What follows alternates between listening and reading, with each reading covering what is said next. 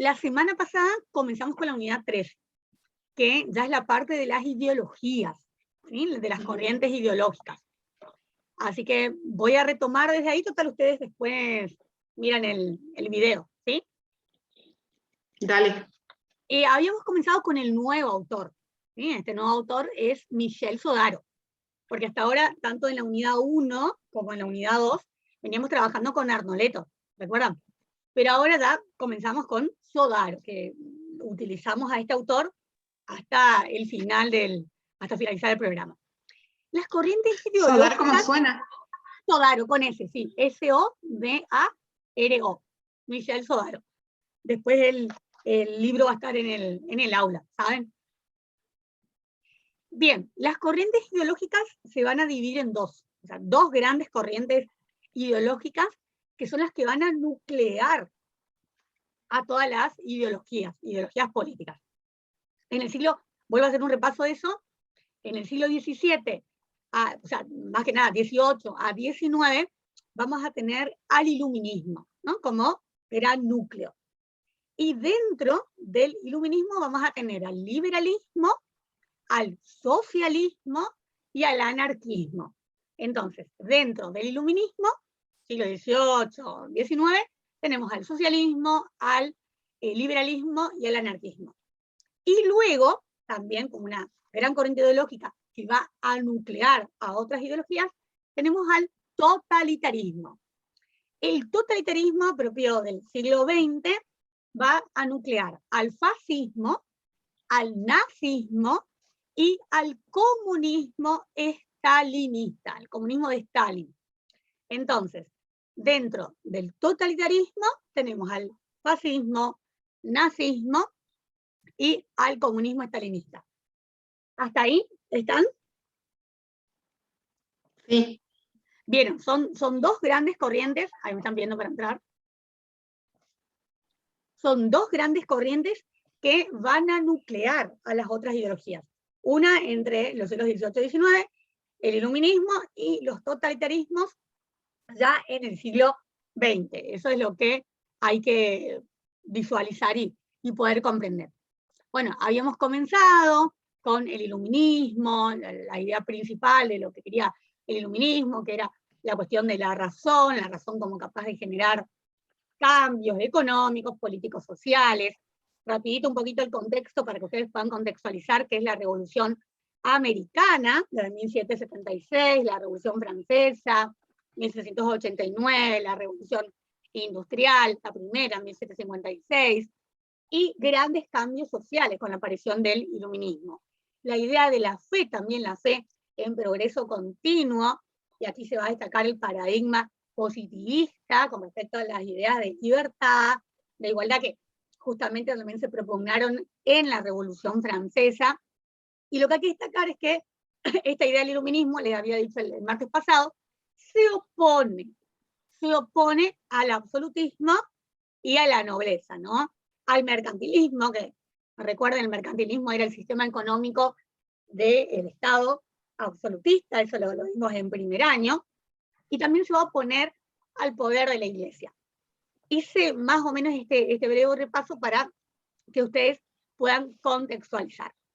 Habíamos comenzado con la primera ideología política, con el liberalismo, que dijimos que era la doctrina, porque tenemos que enmarcar al liberalismo como doctrina política, pero también como sistema económico. Esa cuestión hay que comprender bien. Y habíamos comenzado a explicar de que el liberalismo es una doctrina política, sistema económico, que se da en lo que es la naciente burguesía. Eso a entender bien.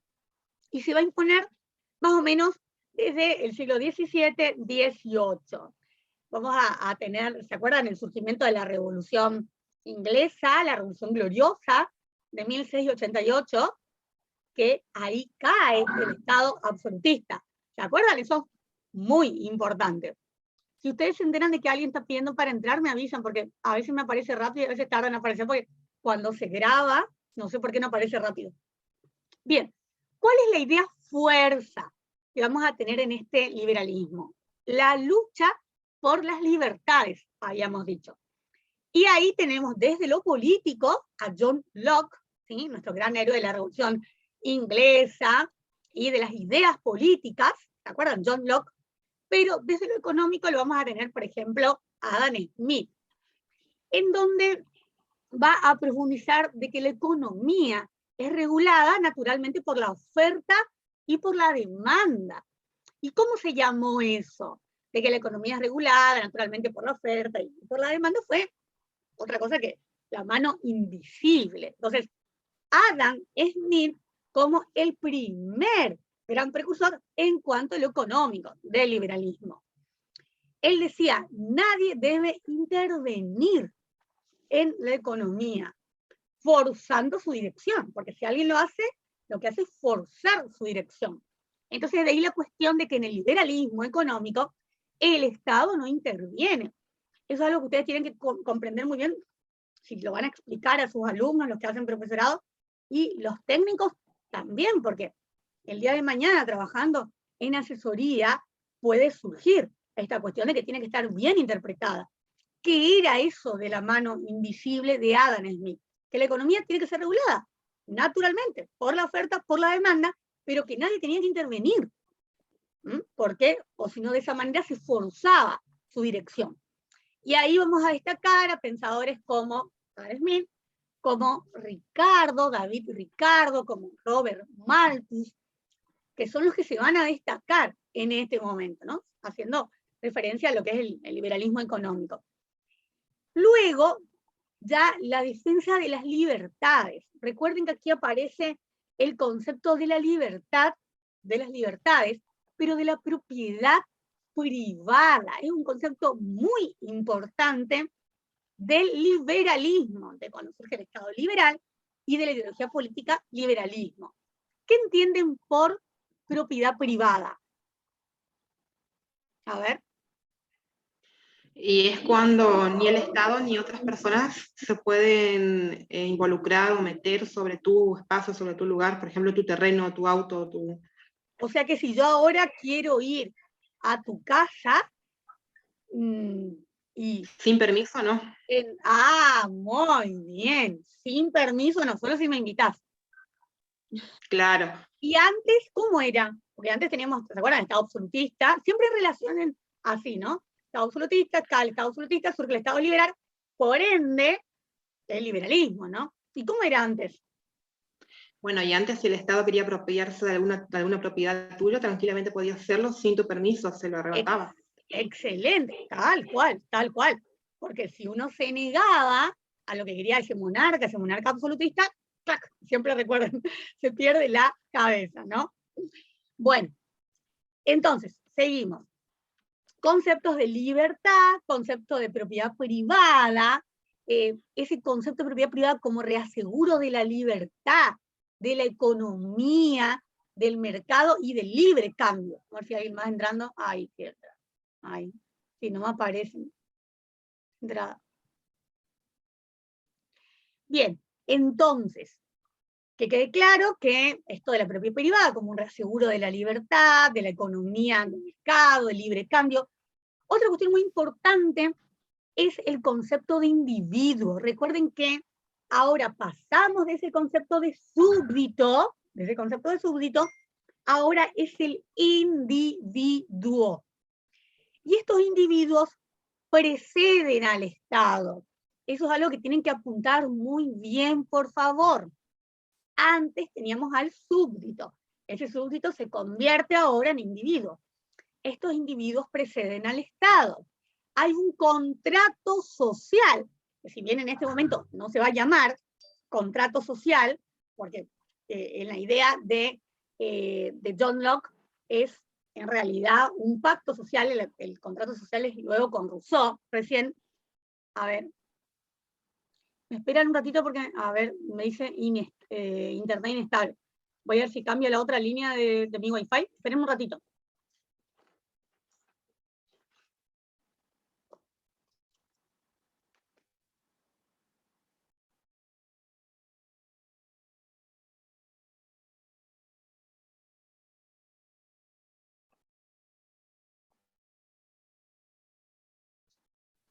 Esperen un ratito, ¿sí? porque si me sigue diciendo así, no va a grabar. Ya vengo, espera que cambio. Dale.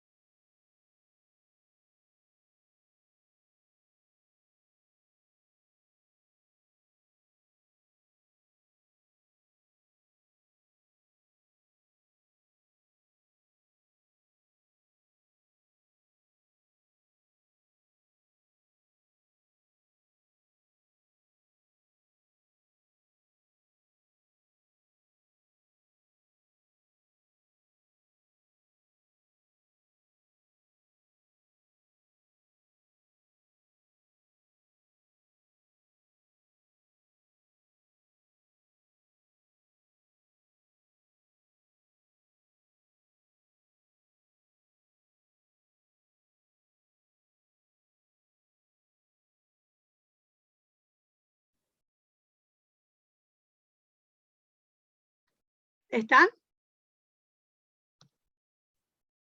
Sí, profe. No, no pude cambiar, chicos. Así que bueno, pero siga grave, espero grave. Bueno, habíamos quedado en la libertades, el individuo, que ahora pasa a ser, ¿no?, el súbdito, que ahora es el individuo. Bueno, el individuo precede, ¿no es cierto? El individuo precede al Estado. Eso es fundamental porque antes era súbdito, ahora es individuo, pero para que se comprenda que primero es el individuo. Acá hay una idea de contrato social, pero que en realidad les dije que en esta época sería un pacto social, porque, ¿se acuerdan? Hobbes hace referencia, digamos, a un acuerdo, acuerdo social. Locke, luego, el pacto, y Rousseau es el que hace referencia al contrato social. Pero ¿se acuerdan? Los tres son los contractualistas, Hobbes, Locke y Rousseau. Entonces, esta cuestión de que el individuo precede al Estado, entonces hay una idea de contratos, una idea de pacto social, que lo crea. ¿Para qué? O sea, que el individuo es el que va a crear al Estado, para defender a ese pacto social a través de las leyes.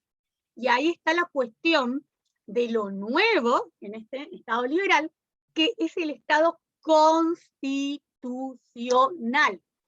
Eso es lo que tiene que quedar bien claro, esa idea de que el individuo creó al Estado para poder defender ese pacto social, al estilo, como lo dice John Locke en su obra, Ensayo sobre el Gobierno Civil, y cómo lo haría esta defensa a través de las leyes, y ahí el surgimiento del Estado constitucional. Esperen. Disculpen.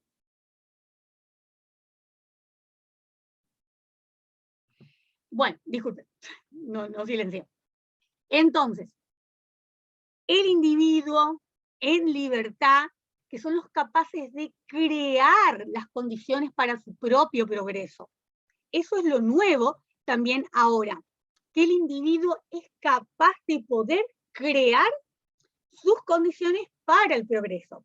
Esa idea de progreso también es propia del liberalismo, de la ideología política liberal. Eso tiene que apuntar muy bien. Entonces, ahora este individuo crea, fija sus condiciones para que se pueda dar el progreso, que antes era imposible en la época del Estado absolutista. ¿Cuál es el límite de estas libertades? El límite de estas libertades, dice Sodaro, es la voluntad de la mayoría. Eso es fundamental, el bien común. El límite de estas libertades es la voluntad de la mayoría. Que después, ¿en qué obra vamos a ver esto reflejado? La voluntad de la mayoría. ¿En la obra de quién se puede ver esto luego?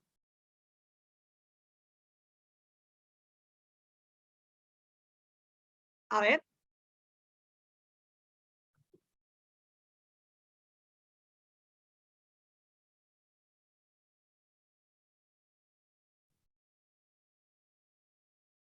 En la obra, ¿de qué contractualista?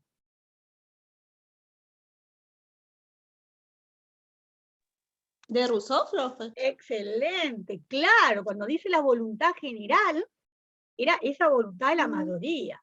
Muy bien, entonces miren desde cuándo, ¿sí?, se da el origen de esto. Entonces, vamos a rebobinar. Esas condiciones, esas nuevas condiciones que fija el individuo para que se dé esta idea de progreso, ¿cuál era el objetivo principal en realidad del individuo?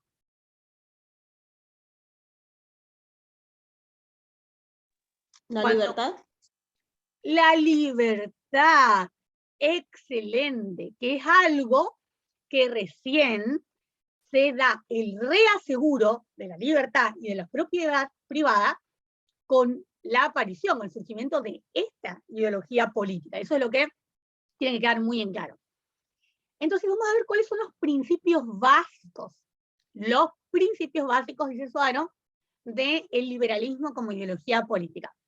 Primero, la libertad de los pueblos, ¿no? Primero vamos a nombrarlos, estos principios básicos los nombramos, y luego vamos a desarrollar cada uno. Entonces, el primero, el 1, sería la libertad de los pueblos. El segundo, la democracia, el voto libre, universal, directo, ¿no? Democracia, voto libre, universal y directo es el segundo. El tercero es el orden constitucional. El cuarto, la división de los poderes. El quinto, derechos de los ciudadanos. Y el sexto tiene que ver sobre la idea de igualdad. Entonces, la libertad de los pueblos, la democracia, el orden constitucional, la división de los poderes, derechos de los ciudadanos y la idea de igualdad. Esos van a ser los principios básicos del liberalismo. Vamos a comenzar a desarrollar el primero, la libertad de los pueblos. Lo primero que vamos a destacar es que tanto el concepto de sociedad, dice Sodaro, el concepto de sociedad como el concepto de pueblo no existían ni en la Edad Antigua ni en la Edad Media. Son conceptos propios ya de esta etapa, de la modernidad, y de John Locke. Estos dos conceptos, el de sociedad y el de pueblo, se van a dar con nuestro autor, con nuestro filósofo y teórico político, John Locke. Entonces, a partir de que surgen estos conceptos de sociedad y de pueblo, es que se comienza a observar, dice Sodaro, la movilidad social. Antes no existía la movilidad social. Es decir, el que nacía campesino, moría campesino. A partir de ahora, existe la posibilidad de que se introduzca, de que pueda surgir una nueva clase social. ¿Cuál sería esa clase social? ¿No? Porque ahora sí podemos hablar de clases sociales. En esta época ya estamos en la edad moderna, siglo XVII. ¿Qué clase había surgido a partir del Estado liberal? Esa nueva clase que va a estar compuesta por artesanos, en su mayoría por comerciantes. ¿Cómo se denomina? La clase media. Claro, que es la que viene a representar a la clase media, y luego va a lograr ascender, porque va a comenzar a relacionarse con la clase alta, pero ¿cómo se denomina? La burguesía. La burguesía, excelente.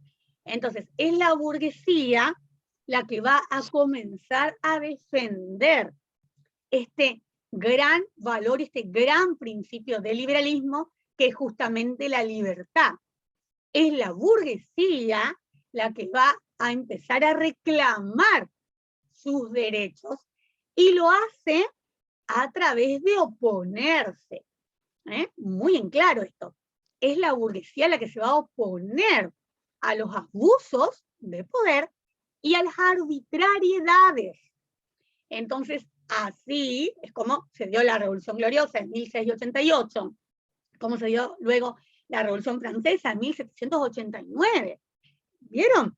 Es la burguesía la cual, reclamando sus derechos en función de la libertad, en función de las libertades, la que lleva a cabo estas revoluciones. Que nosotros, los politólogos, las conocemos como revoluciones ideológicas. Recuerden siempre eso, ¿no? Cuando hablamos de la Revolución Gloriosa de 1688 en Inglaterra, la Revolución Norteamericana de 1776, la Revolución Francesa de 1789, son las revoluciones ideológicas propias del liberalismo. Eso siempre, para los que tengan que explicarlo, todos los que están acá hacen profesorado, ¿o hay alguno que hace solo tecnicatura?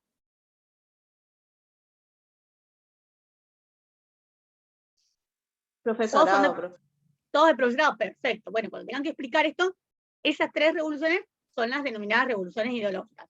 Entonces, así se dio la libertad de los pueblos.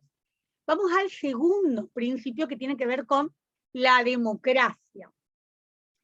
Cuando surge la democracia, ya con este Estado liberal y a partir de la ideología liberal, es una democracia que aparece primero como una forma de gobierno, no como un régimen político así como la conocemos hoy en día, ¿no? Esto es fundamental que apunten, aparece como una forma de gobierno, en donde lo primero que se va a dar, lo primero que va a surgir, es la idea de poder participar, la idea de una participación política, no, la idea de una participación en política que sea libre.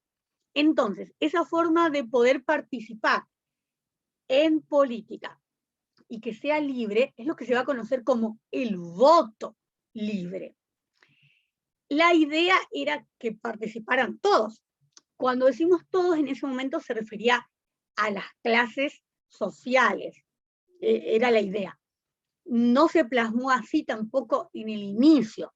Se denominó universal, pero no estaban incluidos todos, porque nosotras las mujeres no estábamos incluidas, pero igualmente, ¿no? Entonces, esta idea de que el voto sea libre, que sea universal y que sea directo, porque en ese momento se podía, al estilo de esa Atenas, de Grecia, hoy día es imposible. Pero en ese momento, cuando surge esa idea de democracia como forma de gobierno, y algunos autores dicen como sistema de gobierno, era de tipo directo. El voto, ¿no? Estoy hablando del voto. Ahora, hay que tener en cuenta, esta democracia que va a surgir como forma de gobierno y como sistema de gobierno, también se puede pensar de esta manera como una democracia directa. Y esto es lo que le digo que hoy sería prácticamente imposible. Pero en este momento sí, dice Sodaro, se puede pensar, así como queremos ese voto libre, ese voto universal, también que fuera una democracia directa. Hoy día tenemos una democracia indirecta o representativa, porque es la que es más compatible, obviamente, con nuestra forma de vida y con nuestra forma de elección. Bien, a esta democracia, cuando recién comienza, se la conoce mucho como democracia rusoniana. ¿Por qué? Rusoniana de Rousseau, porque es uno de los primeros que comienza a hacer referencia en sus escritos. Recuerden que muchos de los términos que nosotros utilizamos en la ciencia política van a surgir con nuestros autores en sus escritos.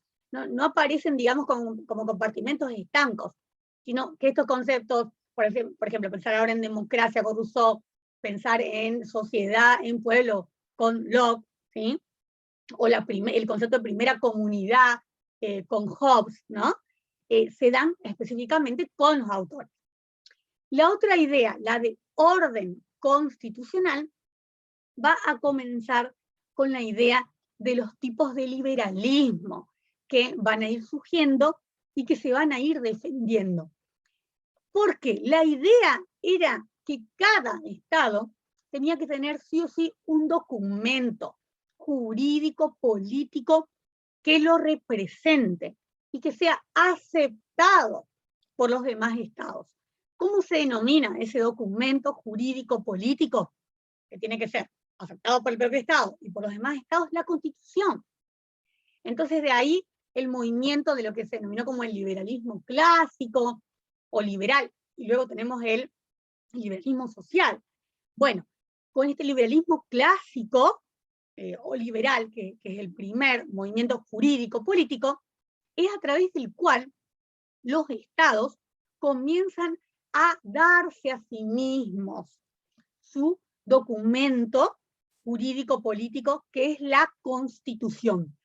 Y es este documento jurídico político, la Constitución, la que va a garantizar el orden constitucional que es propio, este orden constitucional es propio del liberalismo como ideología política. ¿Se va comprendiendo entonces? ¿Sí? ¿Cómo va a surgir este orden constitucional con nuestro documento jurídico-político, que es la Constitución? Si alguien quiere preguntar algo, pregunten, ¿eh?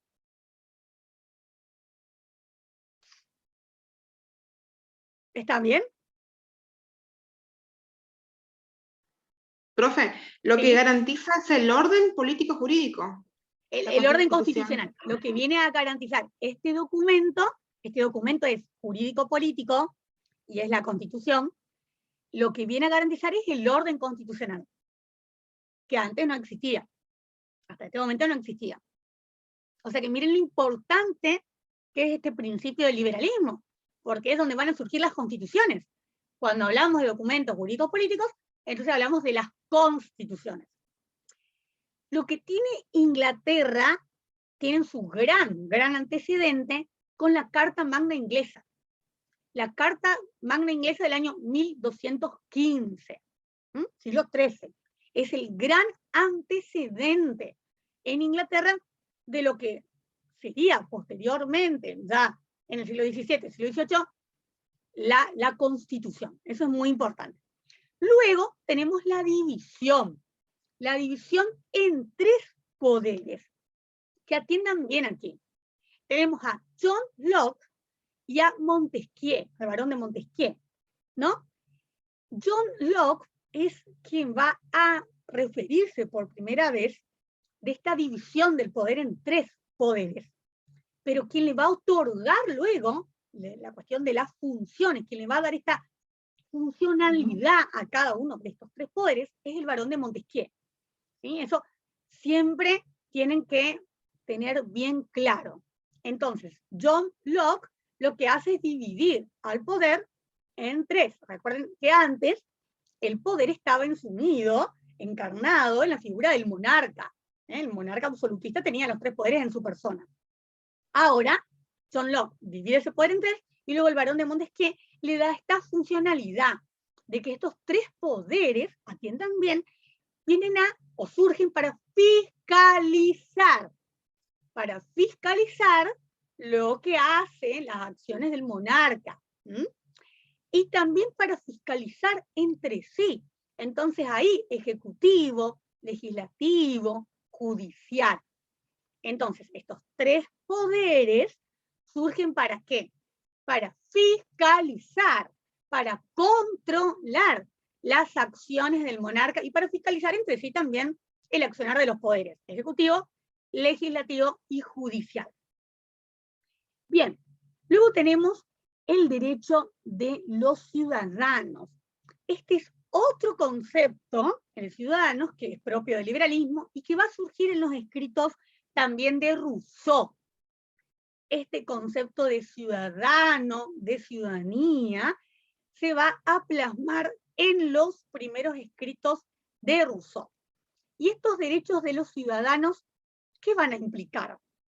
Estos derechos van a implicar nuevas ideas a defender. Y estas nuevas ideas tienen que ver con los valores.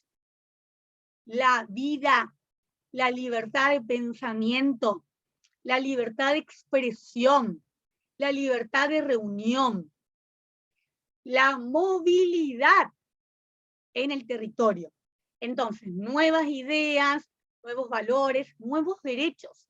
La vida, la libertad de pensamiento, la libertad de reunión, de expresión, la movilidad dentro del territorio.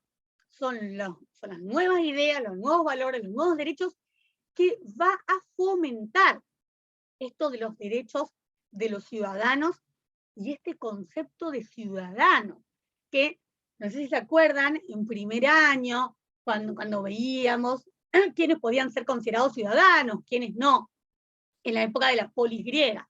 Bueno, estaba bien marcado en esa época de Platón, de Aristóteles, quiénes eran ciudadanos y quiénes no. Ahora, a partir del liberalismo, ¿no?, como ideología política, el término de ciudadanos corresponde a todos. Ya no se hace una división en función de lo que tiene, de lo que no tiene, o de dónde nació. Ahora corresponde a todos. Sí, hay que tener en cuenta quiénes son los que van a poder participar en un principio. Pero cambia el sentido, cambia la connotación, porque ahora tenemos nuevas ideas fuerzas que se van a convertir en valores y en derechos tan importantes como la vida, la libertad de pensamiento, de reunión, de expresión, y esta cuestión de poder movilizar, de esta cuestión de la movilidad en el territorio, que hoy sería la libertad de circulación. Ojo con eso, hoy sería la libertad de circulación. Recuerden que a estos derechos que van a surgir con el liberalismo, luego se les va a denominar derechos humanos de primera generación. Ahora no, ¿verdad? En el siglo XX, pero se los va a denominar de esa manera. Recuerden, porque si tienen que explicar los derechos humanos, ¿se acuerdan? La clasificación, derechos humanos de primera generación, de segunda generación, de tercera generación, los nuevos derechos, espero que recuerden eso. Y con respecto a esta idea de igualdad y este debate que se va a dar sobre la igualdad, específicamente en el siglo XX. Pero esta idea fuerza de igualdad y este debate sobre la igualdad, si bien se da en el siglo XX, es propia de la ideología política liberal, del liberalismo. Ojo con eso, porque vieron que entre los derechos que mencioné al inicio no mencioné a la igualdad. Eso hay que tener muy en cuenta, ¿no? No se menciona la igualdad, ¿por qué? Porque su debate y su protagonismo ideológico se da a partir del siglo XX. Entonces, ¿cuáles son los principios básicos del liberalismo como ideología? Dijimos, la libertad de los pueblos, la democracia, teniendo en cuenta su voto libre, universal, directo, lo que marca el inicio del orden constitucional, cómo se logra este orden constitucional, que el poder se pueda dividir en tres poderes, por qué surgen para fiscalizar y fiscalizarse entre sí, lo que va a implicar los derechos de los ciudadanos, y este nuevo concepto de ciudadanos, y esta idea fuerza